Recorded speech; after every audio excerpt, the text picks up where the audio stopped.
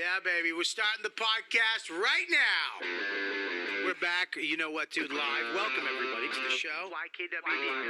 I started social media. Yeah, baby, we're starting the podcast right now. We're back. You know what? Again. Old school, back in the day, where it all started. Before them all. YKWD. This podcast is so fun and crazy. It has no rules. Shut up! You're ruining this. Where's the bandana, man? Sorry, it's a comedy podcast. This isn't NPR. That's what this podcast does. Is there any better show? This is the original.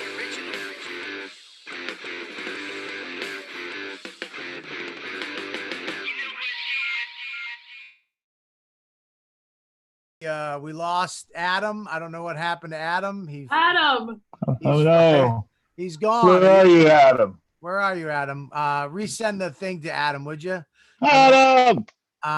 He's back. YKWD live. You know what, dude? Mike Calta here. We got Gabby, who's starting to look prettier and prettier every week. Easy. She was a Jersey 6. Now she's like a 7. Jersey 7, 7 and a half. Listen to me right now. I've always been a Jersey 10 and a New York 11. Okay. Oh boy. You're a fucking Oklahoma 10. We got Mushy Mike, and we got special guests tonight. Alex Skolnick from Testament, the guitar god, is here. New movie out. We had Adam Dubin is somewhere. Mike's gonna get Gabby. Someone's gonna get in touch with him. There he is. Oh. What happened, Adam? Are you there? Oh, your new voice. Turn your voice on, baby. He's zoomed out. You zoomed out, baby. There he is. This is crazy technology. Look at, he's in the background. Look at, he's got trees and a pool. You have a pool, Adam? What else? Of course. Oh, look at that. It's not open. Now we're talking. Those documentaries are paying a lot of money, huh? Oh, if only. Is it a built-in or a above ground? Yeah, above. No, it's a built-in. Yeah. It's documentary money. Yeah. Right. It's a feature film pool on a documentary budget. That's basically it. Yeah. Well, I'm a headlining comedian. I have a sprinkler I throw on in the summertime. My kid jumps through it. Right. Awesome. And my wife just stands over it and rubs her coochie back and forth. True story. I'm excited to have you on the show, man. I saw the movie Murder in the Front Row. And Adam, I've known you for, years. Yeah. And I know your wife, Rocky, who is deep in the comedy community, always involved in some aspect. And I love her because she always includes me in shit, which I always love.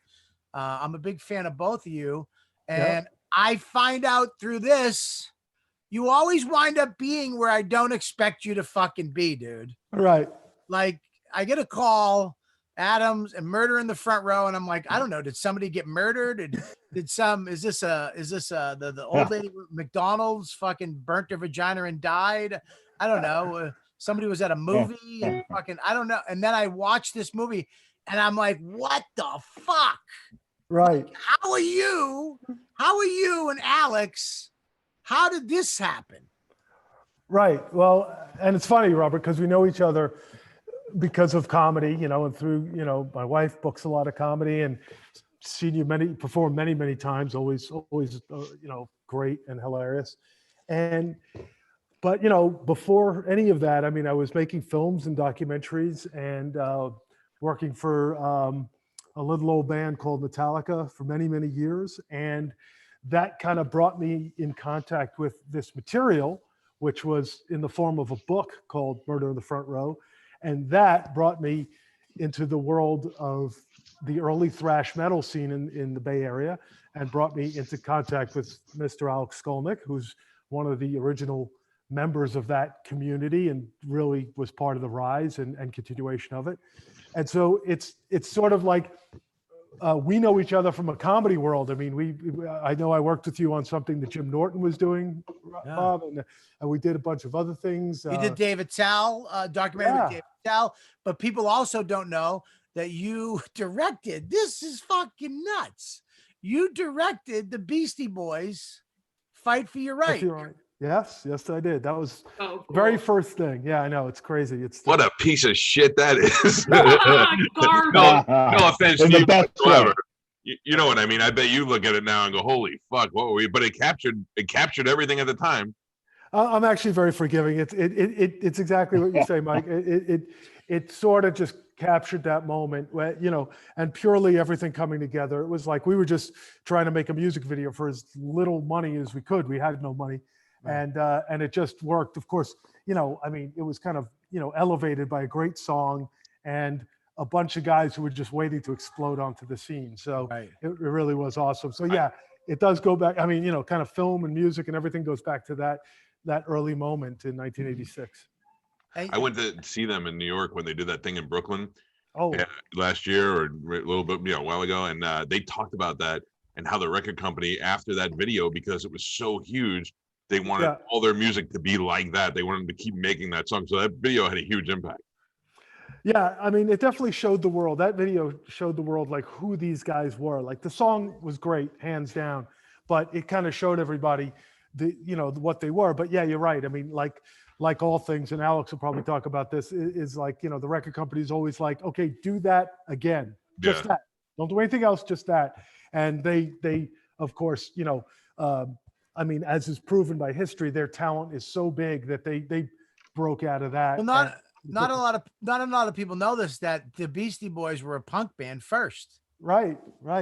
So it's not like, because it is weird that you're over here with metal and then they're rappers, but they really weren't. They were punk.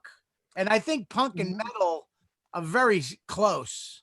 The attitude, the where you guys come from. Alex, am I out of line in saying that? I mean, you guys in the movie too, the places you played, the houses you guys fucking lived in. And yeah, I mean, at that time, for sure.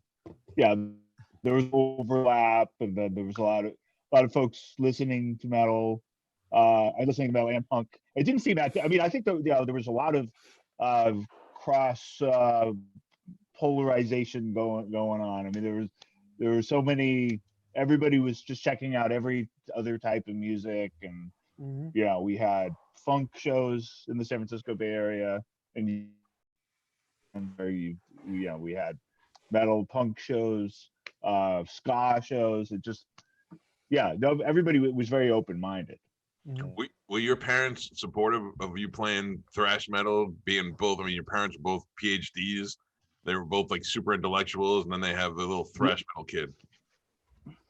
Yeah, my parents are like extreme academics. Like my father's like, just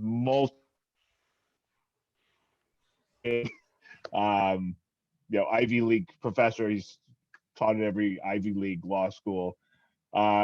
No, like music period was like, the worst thing I could do. And then I go into this insane music that just made no sense whatsoever. So but now you're way fucking richer than they are. But yeah, no, they did well. Yeah. How happy are you? But yeah, it was. They are proud now, though. They get it now. Yeah. How happy are you? And also, I play jazz now. I have all. Well, there's that. Yeah. I have a whole career outside of metal, playing like jazz guitar and different kinds of. So they like that. So once I started playing music that they could listen to. Are you friends with Joey DiFrancesco? He's an amazing musician. I've met him a couple times, and we have some people in common. I don't know him well, but I'm a genius artist. He's a friend of mine. He's fucking great. Loves smoking cigars. Down to earth guy. Yeah, sweet guy, big jazz guy. You know what I mean? That's great. I happen to know. He owns an organ that was owned by John Lord of Deep Purple, which is a very cool jazz, heavy rock connection. Now, here's the thing, like metal, I'm going to be honest with you, Alex. I went to a metal show when I was younger, and there's two things that happened to me. I went to Van Halen, Van Hagar, general admission, Rochester, New York, and I got front row, and I almost got crushed.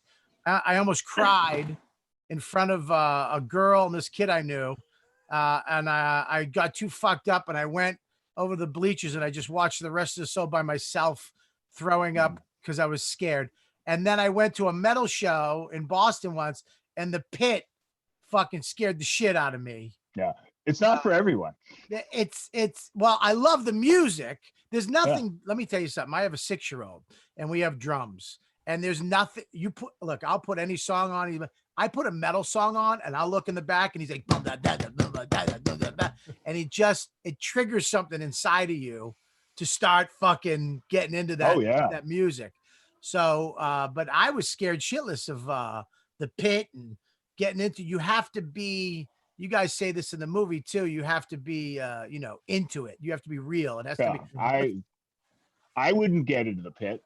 I think it's scary. I mean, I did it a couple times. Yeah, when I was in high school, I'm sure I might have been drunk with friends and done it like on a dare. But yeah, I'm up there playing the music, and I just we look out there. Oh, holy cow! It's crazy out there. Mike, keep me awake.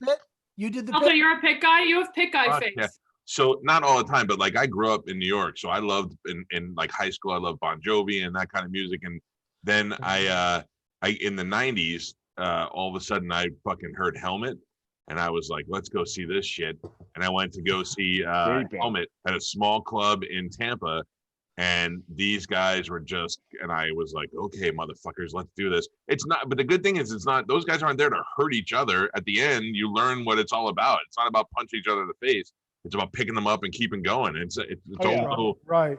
There's a whole code of conduct in there. Yeah, and as the big guy, I was always the protector and the one to lift the guy up first to pass him around and all that shit. So yeah, I mean, occasionally I'll throw myself in there. A good friend of mine is Rob Dukes. He was. I know Rob. Yeah, for great Exodus. Guy, yeah. I love. He's fucking great. I mean, he's a great guy, amazing guy. One of the most. Yeah, he's hilarious. We showed the video of him where he separated the crowds. Yeah. And he goes, "No, I want you to kill them. You to kill them. Wait. Yeah. Ah! And they just went. That's the wall of death you're talking about. That's what that's called. Death. That's a special thing. Yeah. When people don't know about it, I say it's like, Game of Thrones, those warring tribes as they're just running towards each other. Yeah.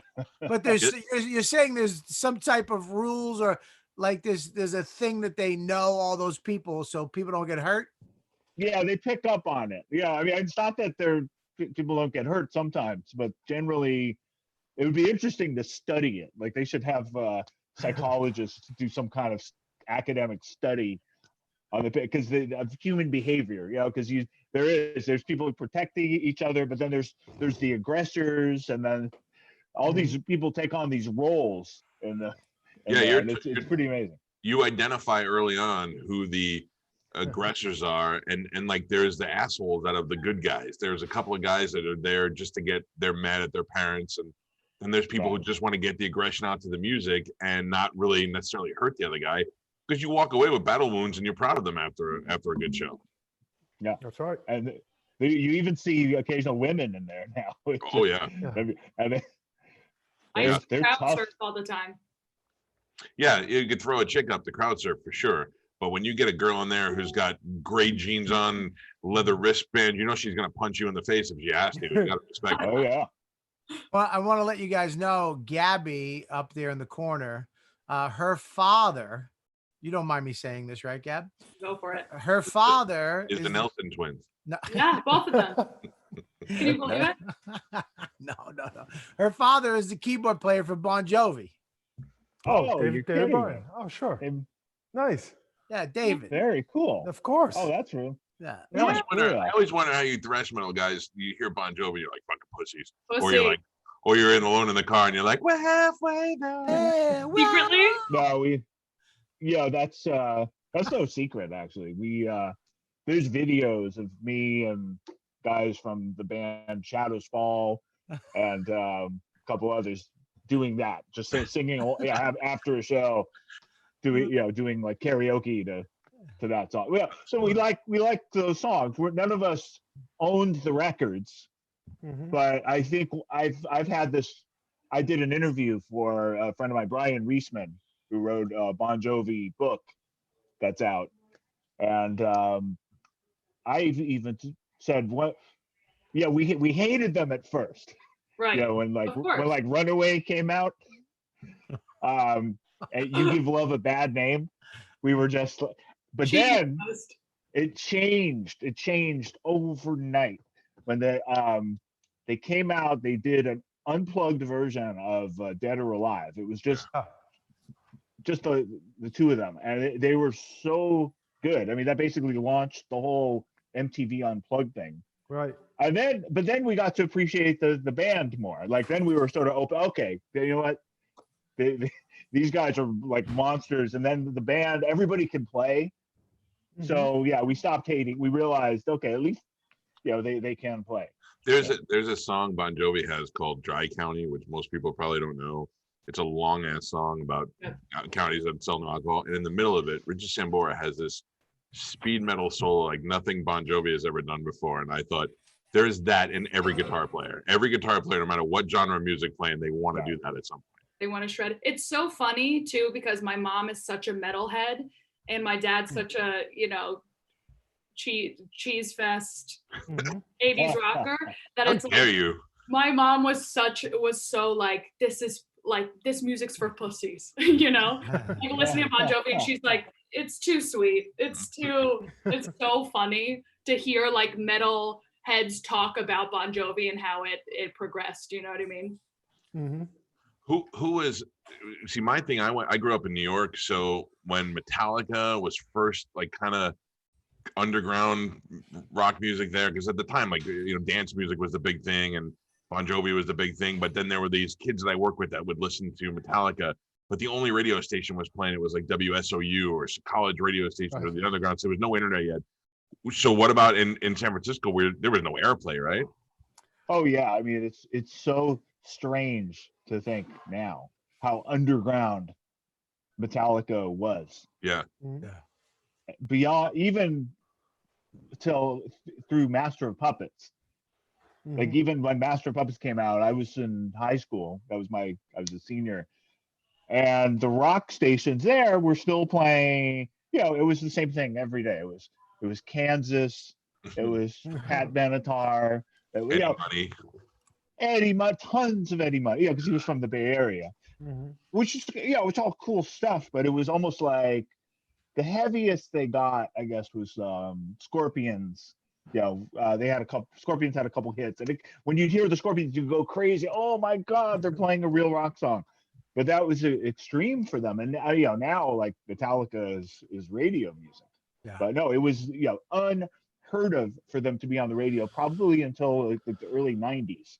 I remember the Black Album came out. I was in rehab in Boston at 15. I was in there. I was going to be in there for 12 months. And I remember there was this one fucking kid. He had hair like you, big kid, like just, kind of baby Huey, just a big motherfucker. Yeah. And we'd all be in the van going to a meeting. And I had my Janet Jackson, Rhythm Nation. What was that first album she came out with? Rhythm Nation. Rhythm Nation. Before that, it was Control. Control. I had Control. Yeah, that's it. Right. And I love that the thrash metal guy just had to correct you on Janet Jackson. I had those records. I love all music. But I remember I was sitting there listening to her, and then he would just be in the back of the van. Yeah. One day I was like, "What the fuck?" I'm from Boston, but what the fuck are you listening to? And he put on Metallica, Master of Puppets. I was like, what the fuck is this? And I loved it. From that day on, I was like, this is. You were a changed man. I mean, look, I still love Janet Jackson and Kelly Clarkson, but I love Kelly Clarkson. Yes, I love. Fuck you. Yes, I'll defend that till I die. You and my wife think I'm fucking an asshole because I like Kelly Clarkson. We all think you're an asshole because you like Kelly Clarkson. We all don't like it. Everyone's on my side for once. But you just like it because she's your size. Since You've Been Gone is a fucking inspirational song. Okay. Diane Warren wrote. Sing it. How do you know Diane Warren wrote Since You've Been Gone? She wrote who's gayer, me or you? I follow the money, buddy. That's where the money goes. Now, Adam, Yeah. Like, how does this come? Why do you make this movie? I mean, I just was really inspired by it. I mean, as I said, I sort of had this long running affiliation with Metallica. I came into their world when their world was, they were putting together the Black Album. It didn't even have a title yet. It was just, I was filming them in the studio. So it's been like a long run. And I always knew there was this like great kind of backstory that I wasn't a part of. I was in New York City when all of this stuff in Murder in Front Row was going down. I was with like the rising hip hop scene. So I sort of got like what a scene was and how insular it was. And very much like Alex is saying, it was like very much us versus them, you know, when a scene's like breaking out, it's very much, it needs somebody to fight. And so you're like, oh, these guys suck, you know, they're no good. But in the end run, I knew I wanted to make something, and this book showed up. It was written by two guys, Brian Liu and Harold Oyman, who were original, like, you know, scene guys. They're not musicians, but Harold actually is kind of, but they're more, at the time, they were more documentarians. They were taking pictures, writing articles, and they created this book, and I just loved it. And I was like, I knew that there was a great story in there. And, you know, and it just kind of was one step or the other, you know, one after the other of like, each interview I filmed kind of got me more credibility, and like we built up. And I think people talked to each other and were like, oh, wow, you know, they're telling the story the right way, which was very important to the people of the Bay Area scene. It's you know, sort of their cherished childhood. Right. And as I went forward, I just, you know, number one, I met a whole lot of people that are great people, and I like made friends with them to this day. That was a kind of great experience. And then just kind of uncovering this world, which you know, everybody kind of knew it existed. I mean, the Bay Area thrash scene wasn't hidden, but to get the real story out there was like a real kind of like a social archaeological thing, you know, dig and keep going. So it's been an amazing ride. And of course, to have it so well received, that was the big trick. So it was a lot of fun. You say about the hip hop thing and rivalry. When you're in San Francisco and you're doing thrash metal for years, and you become like kind of like the godfathers of it, and you don't even realize it when baby bands like Anthrax are popping up on the other side of the country, or you're like, what the fuck are they doing? They stole our shit. Or you're like, that's the evolution of what we do. Well, you know, I have no problem with, you know, there's this talk about the big four of thrash metal, which is considered Metallica, Anthrax, Slayer, and Megadeth. And I joined Testament. Testament was already, they've been around for a little over a year, maybe 2 years. And I was in high school, again, when Master of Puppets came out. Anthrax already had records out.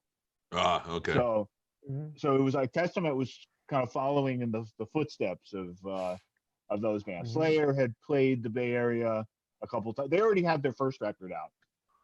So Testament had started in the wake of those bands.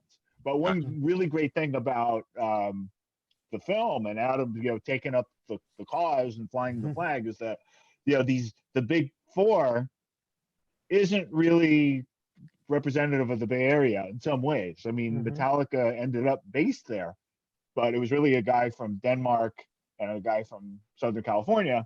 That's true. Right? And they're still the nucleus of the band.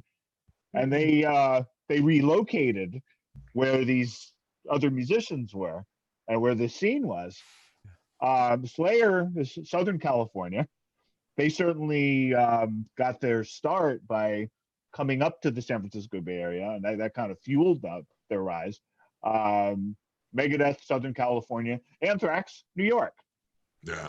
Right. So it's, you know, it's really nice that the spotlight is being shined on, you know, kind of the scene that really not only helped all those other bands, but all the bands that followed that aren't necessarily as well known as those bands. Especially Alex, the big one of the big four, Metallica. Alex, I got two questions for you. One, you still have this beautiful long hair. Have you ever thought about cutting it off? Like I did. You did? Yeah, I should dig up a photo. Yeah, no, I went through a period like around late 90s, early 2000s, when I had a few years. I moved to New York, went back to school, which made my parents happy. I got a degree from the new school. Um, I was mostly playing jazz guitar for a number of years, and I kind of looked like a jazz guitarist. I had short hair and. What level of success were you at before you went back to school? What's that? What level of success were you at before you went back to school? Oh, I had left Testament after 5 records. So yeah, we'd done 5 records, and then the '90s came along. And I mean, I'd been wanting to branch out anyway, and explore, and just kind of be an all-around musician. Yes, I knew I'd always have my metal side, but I want to be able to play with piano players and horn players and any type of singers, any type of musician I want. But I realized that I needed to be in New York. I needed to just make a fresh start. And it had been a few years since I'd been touring. What's the biggest crowd you played in front of? Very very recently, actually. We just did over last summer, 2019. We did a festival in Poland. It's a 3-day festival. So they have a rock and roll day. Yeah. And the rock and roll day also had Prophets of Rage, with Chuck D and Be Real. Yeah. A bunch of European bands, but then on the pop, I forget who they had on the pop, but it was like an A-list pop, Kelly Clarkson. Kelly Clarkson. Kelly Clarkson every night. No, it was like I wasn't Billie Eilish, but it was like that level. Right. But anyway, it's a free festival where people come and they make donations. Wow. And it funds the healthcare system. It's actually not a bad idea. Yeah. And it's like they do this every year. They've been doing it for like 30 years. They did it in the wake of Woodstock, and it was like their Woodstock. It started in the early 70s. How many people? And almost 500,000. Holy shit. Wait a minute. Hundreds. Wait a minute. I'm talking, how many did hundreds of thousands. How many did you perform in front of? Literally hundreds of thousands. I don't know the exact number. Yeah. You performed in front of hundreds of thousands of people at one time. Yeah. How do you? They're also not all. To be fair, they're not all paying attention, because there's also like carnival rides way in the back, and it goes on, for a long time. And there's other stuff going on, but it's like, as far as the eye can see, it looks. It looked like Woodstock. Basically. If I get 300 people in Poland every year. If I get 300 people sold out show at Side Splitters, I feel like a god. Never mind hundreds of thousands. This is not our headlining tour, by the way. This is like an annual event. Yeah. But if you look up Poland Rock Festival, that's what it's called, and it's amazing. I have an ongoing dream that I'm on stage with Metallica. The stage is 100 feet tall, and there's 1 million people in the crowd, and I'm on drums, and and my always dreams, I always stand up, and the place goes fucking nuts. I do this, and then I wake up and I look at my wife, and I'm in a 3-bedroom ranch in Westchester. I'm like, all right, whatever. However, you're the same height. You're the same height as Laura, so you can take that away. Not the same. Don't talk the same. No, not the same. Not the same weight. Definitely not the same weight. Alex, what is the? It's amazing how you'll sell a bunch of records here, but then sell millions of records around the world. What's the furthest away spot that you're like, holy shit? How do they even know who we are? We just played. Also, this is all pretty recent, but we just played in Kathmandu. Really? Yeah, very recently, back right before the holidays. And it's not on the circuit. It's kind of rare for groups to play there, but we got invited there, and the guys who invited us, they're young promoters. They're in a band themselves, and they know how to do it. They're really competent. And these are sort of worldly Nepalese guys. They live in London part of the time, and they really want to. It's part of their mission. They want to put Nepal on the map for concerts. That's crazy. And they were determined to. So and a bunch of they've been trying to get this festival together for a long time. Some friends of ours, I'm not going to name any. I'm not going to throw anybody under the bus, but some friends of ours, other bands had dropped out. And I think somebody might have dropped out at this one at the last minute. So we kind of came in, and they already had the infrastructure, and they took great care of us. But it was surreal. It was a great place to visit. I always wonder that these bands who are they don't have huge commercial success here because of the way the musicians and the way the music and record companies operate. But then when you go halfway around the world and people love you, that's got to be a great feeling. Yeah, things are it's very strange in the United States, and they've been that way for a long time. Yeah, there's just been more and more of a disconnect between the U.S. and international markets. And a good example of that is the festivals, the annual festival, not just the one I mentioned, but like that's unusual. But a more typical festival might have anywhere from 15 to 50,000 people. Yeah. Right. And every country has one, and they support rock. They have all kinds of heavy music, and you'll have, European, like Scandinavian black metal on one stage. You'll have Def Leppard on another stage. You'll have blues band on a stage. You'll have us on another stage, and it's amazing. I mean, the biggest of these festivals is Wacken in Germany, and that's around 70,000 people. It sells out instantly based on the name alone. It's kind of like Coachella here, but much cooler music. That's crazy. That's great. We have to take a little break right now for our sponsor, Brooklinen, who is the sponsor of the YKWD. Oh boy, I love these sheets. And yeah, there you go. We love Brooklinen. So thank you for sponsoring the YKWD. How do you feel like now with the young kids coming up? Are they into metal? Are you getting a new fan base, or is it, when you go to a Billy Joel concert, it's just people with gray beards and fat chicks with saggy tits dancing in the aisles because kept the same fan base? You know what I mean? We get some of those too. Yeah. It is weird to me to see metal We have some overlap. crowds.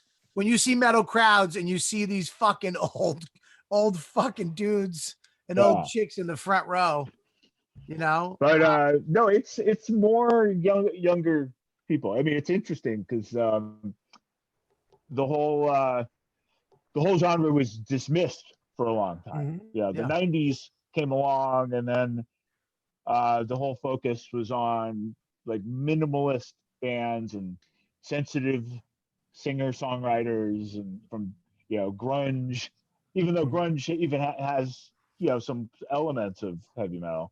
It was pushed aside.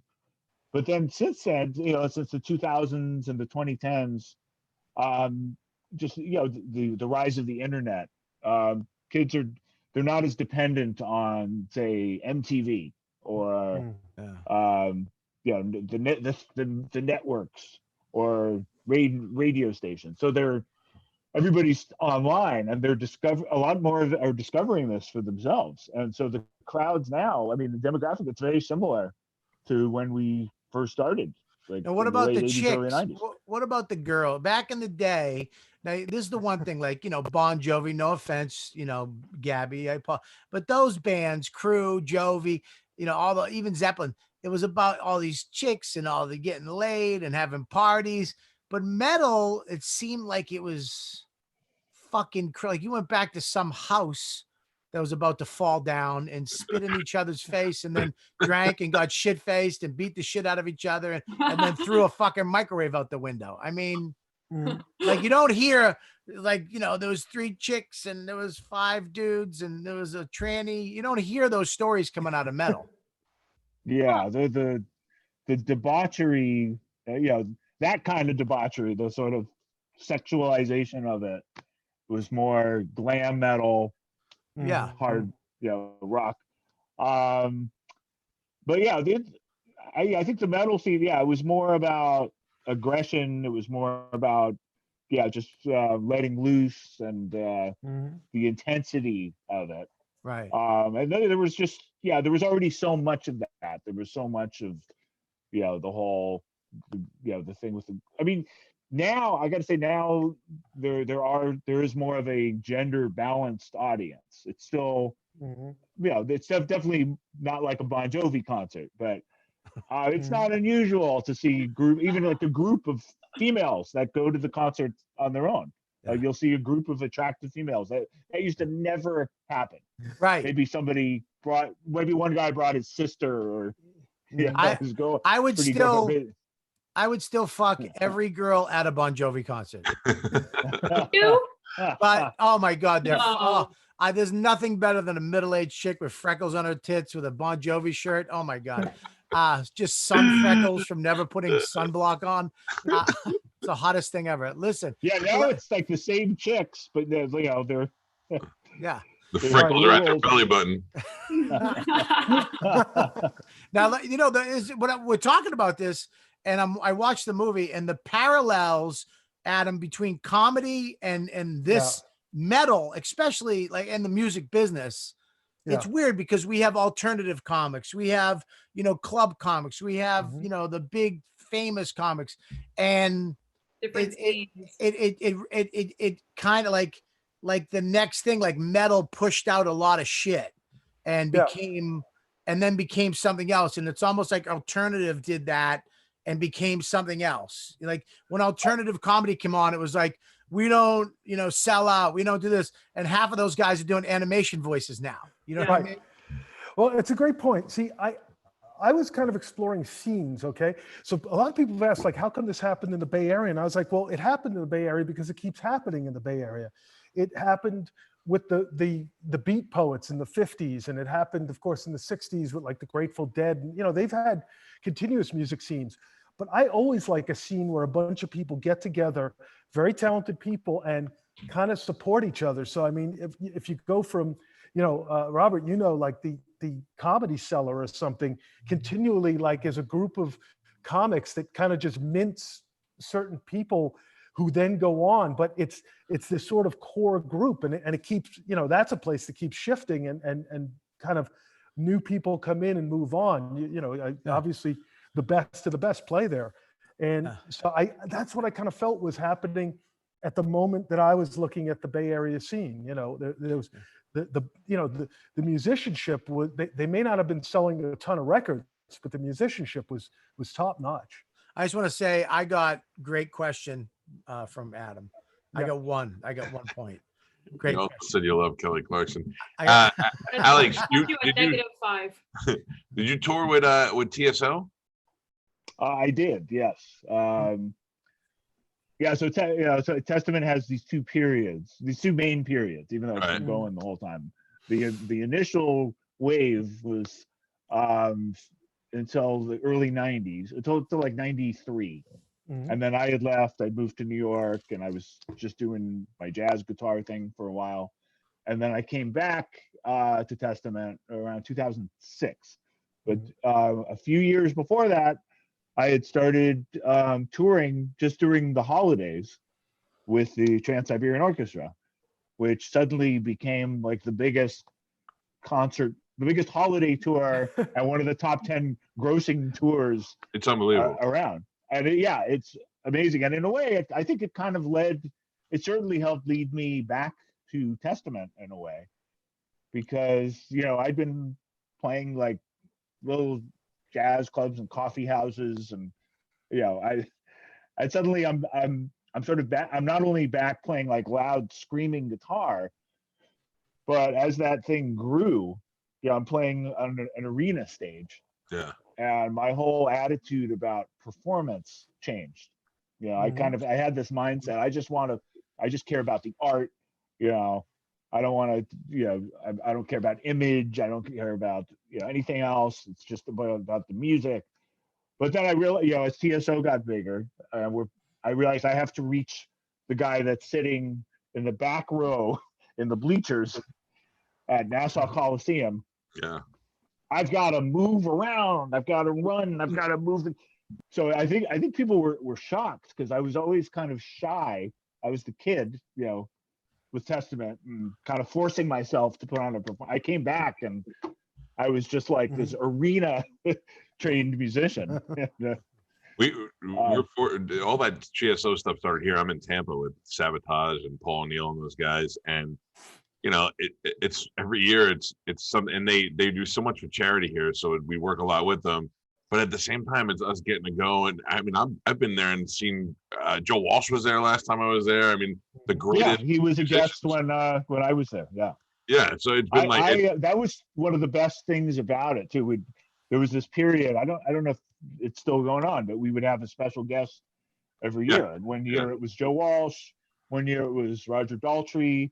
One year it was Steven Tyler. It's crazy. It was insane. Yeah. Well, I have to tell you, I watched this documentary about punk on Netflix. I'm not such a big punk guy. I mean, I like the Ramones, but I love to learn about shit. And that whole scene and that whole culture, it's something that's so far removed from what I am. I think that's what people need to understand about this documentary. You don't have to be a metal fan. You don't have to love the bands or the music. There's a whole subculture that you don't know exists that you want to know about. And that's why I think it's great. Yeah, it's great. Yeah, it is a great documentary. And when, you know, I knew, Adam, when you're going to be in it, when you were involved in it, I thought it was going to be, I knew it was going to be good, but it really is for everybody. It really is. That there's so much stuff I didn't know about metal and how you guys came up and the culture of it and the fans. And it made me understand it a little more, you know? And I endeavored for that. I mean, I've always known I'll get the metal fans. I mean, they're going to want to see this just because of the people who are in it, but there's actually a much richer story. And I really tried to make it so that somebody, if you're not a fan of this genre of music, that's fine. You'll be a fan of what these folks built, you know, just young people, just with all their innate energy, just putting it together. And that was fun for me to explore. I enjoyed that. It reminded me of the comics Stand Out. Remember with the Boston comedy scene? And when they were like, it was like a lot of people didn't know about it. They didn't understand that all Sweeney and Gavin and Tony and Lenny and Leary, they started this thing. It's like, look, we're going to do it. And it reminded me very similar to that. I agree. I'm sorry, but I just as somebody who was there, it really takes you back. And everybody who's in the film or even people who have seen the film that aren't in it, they just feel like they're going back in time, which isn't easy to do. So yeah, that was nice. I mean, Alex saw it. He was like, I learned things. And I'm like, well, that's kind of amazing. Like we could say like Ruthie's Inn is like the Ding Ho in Boston, right? Yeah. Like that original, you know, CBGBs of comedy or something. You know? It's a weird thing because, you know, doing comedy, there's these places like Catch a Rising Star in Harvard Square. It's a fucking bookstore now. Right. You know what I mean? And I actually went back and stood where the stage was. And I was like, good. I'm glad it's a fucking bookstore because the guy never booked me. So I'm like, you fucking club went down, cocksucker. But I did this certain like Nick's Comedy Stop. I remember how it was. It's still there, but it's not what it was. And when you went back to Ruthie's, right? It was. Yes. What is it now? Well, it's funny that at one time it was a bookstore after it being Ruthie's, but it's not even that anymore. It's just owned by there's a church nearby it, and they assuming some people have said that they use it for events and stuff, but we never could gain entry to the inside. But it's kind of amazing that it's just this kind of space. But somebody went back when it was a bookstore and said they walked in and stood where the stage was, and they tried to tell the people there, hey, this was this really important club, and nobody cared at all. It was just you know, it's just this place. I'm just glad it wasn't torn down, that I actually got to film in front of it, as most of these places are like, you know, ripped down. I mean, even CBGB's is you know, just a store. in New Jersey, where everyone starts in Asbury, we have the Stone Pony, obviously, but the Fast Lane was where everyone started, and they tore it down and rebuilt a kind of cheesy venue. But yeah, it's the same thing where musicians will just pull up in front of the Fast Lane where it used to be and be like, "Oh my God, I can't believe it's gone," you know? Right. Yeah, it's like that.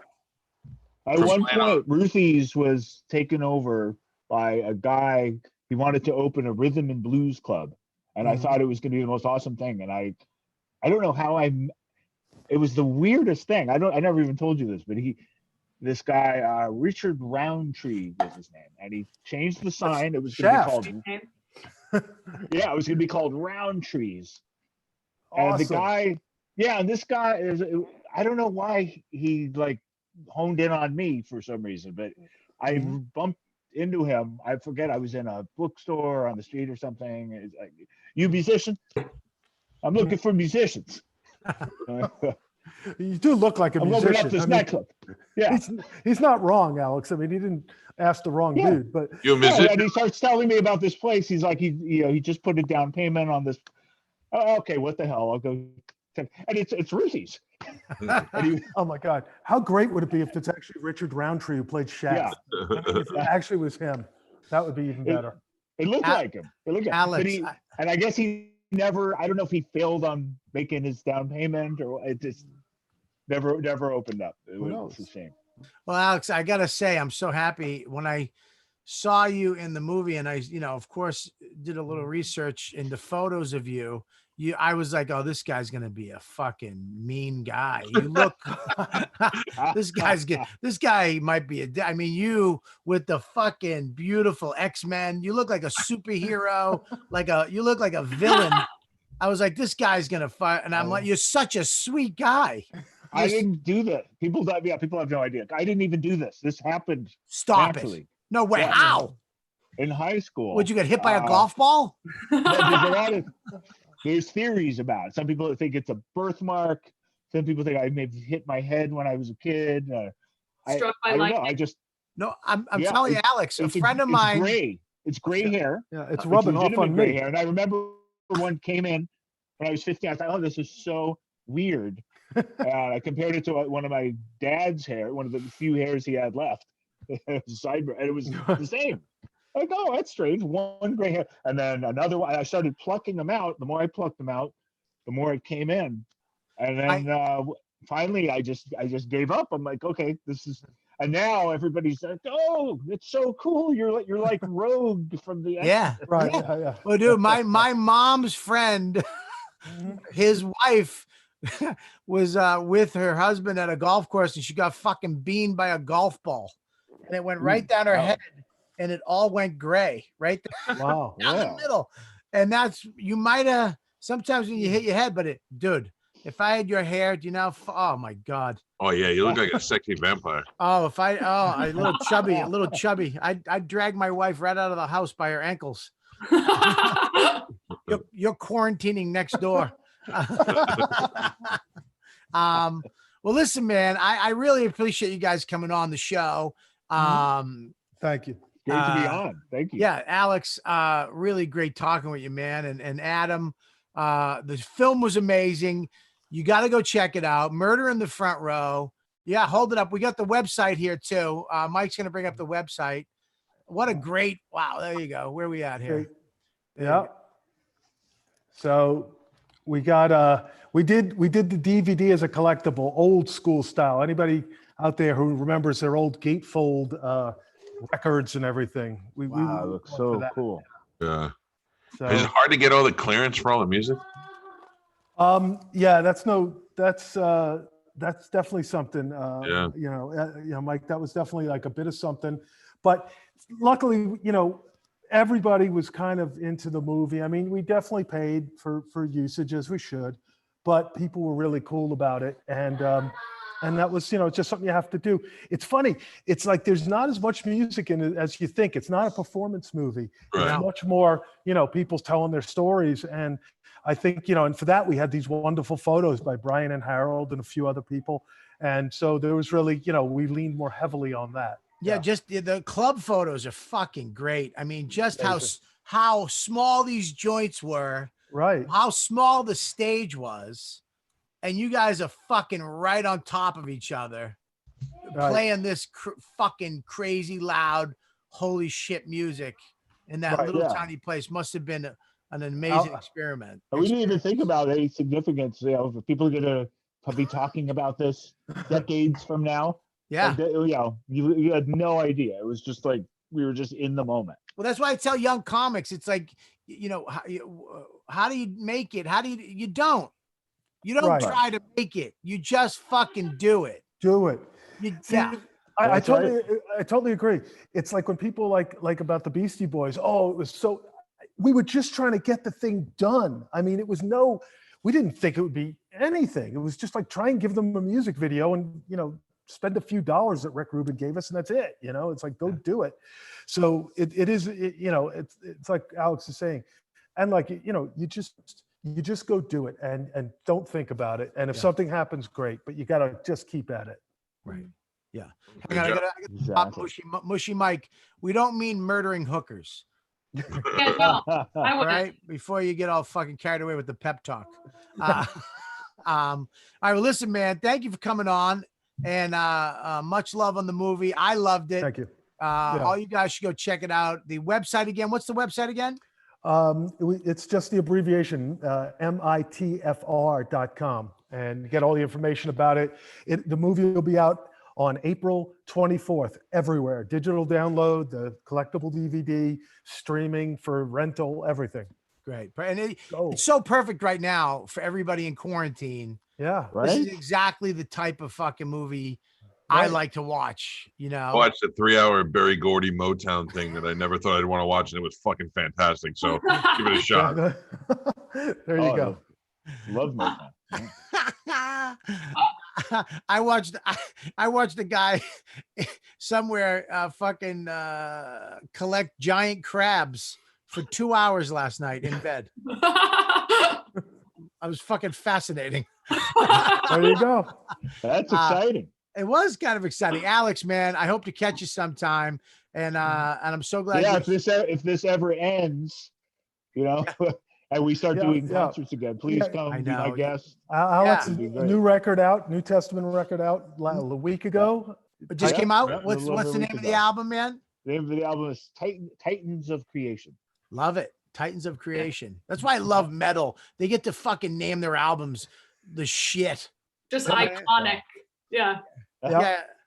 Like, you could do the same. I mean, nobody's stopping. No, I couldn't do it. I think Dane Cook cornered the market on that. Yeah. If you named your album Titan of anything, I would die. I can't. Titans. No, I could name it Titans of Jeans. All right, guys. Thank you so much, man. We'll see you guys. I'll see you soon, Adam. Tell Rocky I said hi. I will do it. Thank you, Good to meet you everybody. guys. Really fun, guys. Thanks.